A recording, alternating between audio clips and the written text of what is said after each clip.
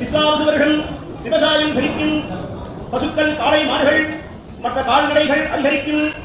குழந்தைகளுக்கு வியாதி கண்டு இழப்புகள் ஏற்படும். நாட்டு மக்கள் சுகமாக வாழ்வார்கள். நாடு முழுவதும் தர்ம காரியங்கள், தவங்கள் நடைபெறும். நாடு முழுவதும் நல்ல மழை பொழிந்து சுபிட்சம் உண்டாகும். ராஜா சூரியன் நாட்டில் ஆட்சி மாற்றம், பதவி மாற்றம் ஏற்படும். அதிக வெயில், அதிக மழை, அதிக குளிர் ஏற்படும். தீ விபத்துக்கள் ஏற்படும். மந்திரி சந்திரன் சரியான நேரத்தில் மழை பெய்யும். புதுவகை விவசாய உற்பத்தி ஏற்படும்.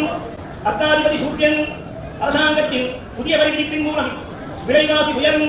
சஸ்யாதிபதி குரு கடலை, மஞ்சள் நிற பொருட்கள் உற்பத்தி அதிகரிக்கும். சேனாதிபதி சூரியன் விலைவாசி உயர்வு காரணமாய் நாட்டில் கிளர்ச்சி ஏற்படும். அரசியல்வாதிகள் அணிமாற்றம் ஏற்படும். ரசாதிபதி சனி திரவப்பயிர்கள் குறையும். கசப்பு பயிர்கள் அதிகம் விளையும். தானியாதிபதி செவ்வாய் மழை குறைவு. சிவப்பு நிற பயிர்கள் அதிகம். நெருப்பு சம்பந்தமான தொழில்கள் அதிகரிக்கும். மேகாதிபதி சூரியன் உணவு தட்டுப்பாடு ஏற்படும். விலைவாசிகள் அதிகரிக்கும். நீரசாதிபதி புதன் தங்க வியாபாரம் அதிகரிக்கும். பச்சை நிற பயிர்கள் அதிகம் விளையும்.